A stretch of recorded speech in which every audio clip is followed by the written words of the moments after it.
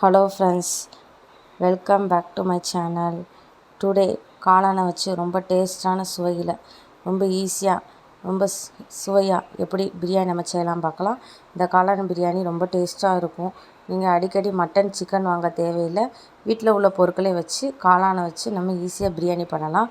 Non veg நீங்கள் சேர்க்காதவங்க இந்த மாதிரி நீங்கள் காளானை வச்சு செஞ்சு பாருங்கள். ரொம்ப சுவையாக இருக்கும். இந்த பிரியாணி ரொம்ப டேஸ்ட்டாகவும் இருக்கும்.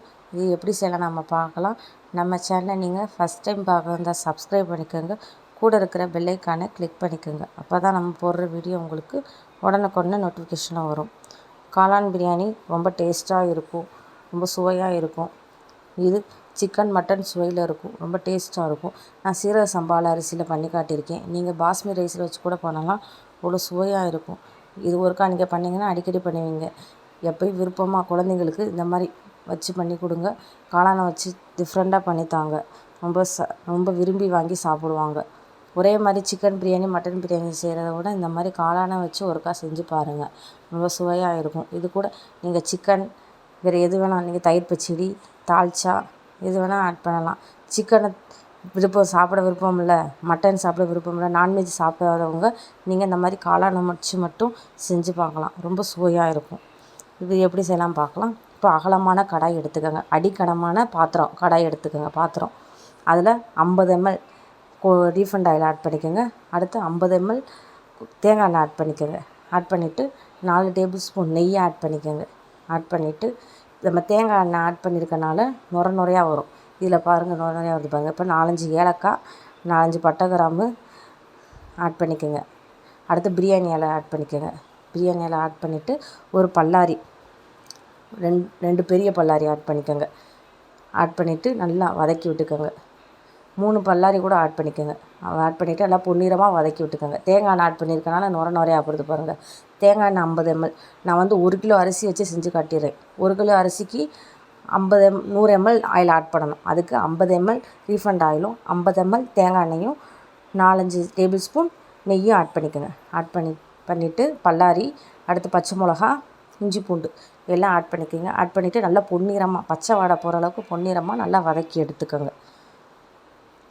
பிரியாணியை பொறுத்த வரைக்கும் நம்ம நல்லா வேக வைக்கணும். பச்சை வாடை போகாமல் நல்லா பொன்னிறமாக வெந்தால் தான் டேஸ்ட்டு நல்லாயிருக்கும். இப்போ கரம் மசாலா பட்டை கிராம்பு ஏலக்காய் இதெல்லாம் அரைச்சி வச்சுருக்க, பொடி பண்ணி வச்சுருக்க மசாலாவை நம்ம ஆட் பண்ண போகிறோம். ஆட் பண்ணிவிட்டு மல்லி புதினா, தக்காளி 3 தக்காளி, பெரிய தக்காளி 3 தக்காளி ஆட் பண்ணிக்கோங்க. ஆட் பண்ணிவிட்டு நல்லா வதக்கி விட்டுக்கோங்க. ஃபுல்லாக நல்லா வதக்கி விட்டுக்கோங்க. பட்டை கிராம்பு ஏலக்காய் நல்லா வறுத்துக்கணும். வறுத்து பொடி பண்ணதை நம்ம ஆட் பண்ணுறோம். அடுத்து உப்பு முன்னாடி எதுக்கு ஆட் பண்ணுறோன்னா, ஈஸியாக வதங்கி வர்றதுக்காக உப்பு முன்னாடியே ஆட் பண்ணிடுறோம். ஆட் பண்ணி நல்லா கிளறி விட்டுட்டு அடுத்து காளான் நான் 1/2 கிலோ அளவுக்கு காளான் எடுத்திருக்கேன். அதை நல்லா கிளறி விட்டுக்கோங்க. காளானை நல்லா வாஷ் பண்ணி எடுத்துக்கோங்க. உள்ள மண் இதெல்லாம் இருந்துச்சுன்னா சுடு தண்ணி வச்சு நல்லா ரிமூவ் பண்ணிவிட்டு வாஷ் பண்ணி எடுத்துக்கோங்க. வாஷ் பண்ணி எடுத்துகிட்டு நல்லா கிளறி விட்டுக்கோங்க. போட்டு நல்லா கிளறி விட்டுக்கோங்க. இதில் காப்படி உலக்கில் 1 கிலோனா எனக்கு 2 உலக்கும் 1/2 உலக்கும் வந்திருக்கு, 2.5 உலக்கு வந்திருக்கு. அதுக்கு தேவையான அளவு தண்ணி நான் ஆட் பண்ண போகிறேன். இப்போ 2.5 உலக்கு, 1 உலக்குங்கன்னா 2 உலக்கு தண்ணி ஆட் பண்ணணும். இப்போ எனக்கு 2.5 உலக்கு தண்ணி வந்திருக்குன்னா 5 உலக்கு தண்ணி நான் ஆட் பண்ண போகிறேன். கிளாஸ் கணக்கு பார்த்திங்கன்னா அதே கிளாஸ் அளவுக்கு நீங்கள் எடுத்துக்கோங்க. தண்ணி எடுத்து அடுத்து மிளகாப்பொடி ஆட் பண்ணிக்கோங்க. மிளகாப்பொடி கொஞ்சமாக, அடுத்து மல்லிப்பொடி கொஞ்சம் லைட்டாக ஆட் பண்ணிக்கோங்க. மஞ்சள் பொடி கொஞ்சமாக ஆட் பண்ணிக்கோங்க. ஆட் பண்ணிவிட்டு நல்லா வதக்கி விட்டுக்கோங்க. வதக்கி விட்டு இந்த அரிசி, சீரக சம்பா அரிசி நல்லா கழுவி எடுத்துக்கோங்க. 2-3 டைம் நல்லா வாஷ் பண்ணி எடுத்துக்கோங்க. வாஷ் பண்ணி எடுத்துகிட்டு இப்போ நம்ம தண்ணி ஆட் பண்ணி வச்சுருக்கோம்ல, 5 டம்ளர் அளவுக்கு தண்ணி ஆட் பண்ணிக்கிறேன். 5 உலக்கு தண்ணி ஆட் பண்ணிக்கிறேன். ஆட் பண்ணிவிட்டு தயிர் ஒரு கிளாஸ், சின்ன கிளாஸில் 1 கிளாஸ் அளவுக்கு தயிர், ஒரு எலுமிச்சம்பழம் ஆட் பண்ணிக்கோங்க. ஆட் பண்ணிவிட்டு கொதி வந்ததும் நம்ம எடுத்து வச்சு, இப்போ கொதி வந்துருச்சு பாருங்கள். கொதி வந்ததும் நம்ம கழுவி வச்சுருக்க சீரக சம்பா அரிசி இருக்கு இல்லையா, அது தண்ணி இல்லாமல், ஒரு சொட்டு கூட தண்ணி இருக்கக்கூடாது. தண்ணியெல்லாம் ரிமூவ் பண்ணிவிட்டு நம்ம அதில் ஆட் பண்ண போகிறோம். ஏன்னா தண்ணி எக்ஸ்ட்ரா ஆட் பண்ணிடக்கூடாது. நம்ம எடுத்துருக்க அளவு 2.5 உலக்குக்கு 5 உலக்கு தண்ணி தான் இருக்கணும். அதுக்கு மேலே நம்ம எக்ஸ்ட்ரா ஒரு போட்டு கூட தண்ணி ஆட் பண்ணக்கூடாது. உப்பு நான் முன்னாடியே ஆட் பண்ணிட்டேன், அதனால் உப்பு தேவையில்லை.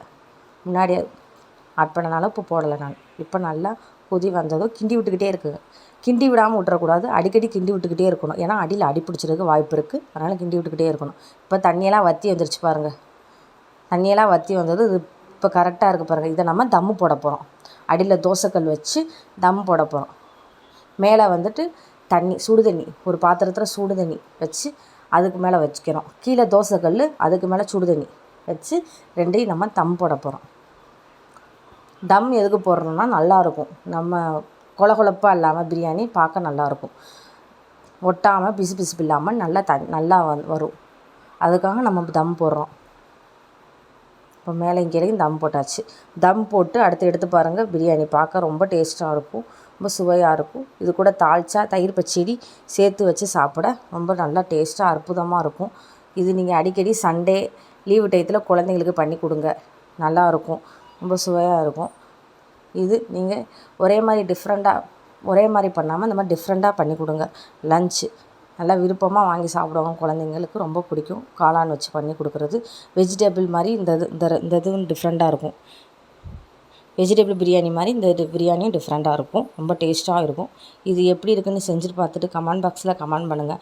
மறக்காமல் ஃப்ரெண்ட்ஸ் அண்ட் ஃபேமிலி ரிலேஷனுக்கெலாம் ஷேர் பண்ணுங்கள். இந்த வீடியோ பிடிச்சிருந்தால் லைக் பண்ணுங்கள். மறக்காமல் நம்ம சேனலை சப்ஸ்கிரைப் பண்ணிக்கோங்க. தேங்க்ஸ் ஃபார் வாட்சிங்.